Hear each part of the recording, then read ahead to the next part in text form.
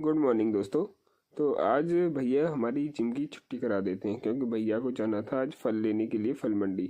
तो हम फल मंडी पहुंचते हैं पूरे आधे घंटे के बाद, क्योंकि रास्ते में बहुत ट्रैफिक मिलता है। तो हम आखिरकार आधे घंटे के बाद फल मंडी पहुंच जाते हैं। वहाँ पे देखो बहुत तरीके के फल मिलते हैं। हम पहले देखते हैं सेब, फिर सीताफल देखते हैं, उसके बाद अनानास भी होते हैं, अनार और संतरा, किन्नू भी बोलते हैं इनको। फिर उसके बाद हम संतरे और सेब ले लेते हैं 2 पेटी, और पेटी को बाइक पे रख के सीधा आधे घंटे बाद घर आए। तो फिर शाम को हम चले जाते हैं जिम।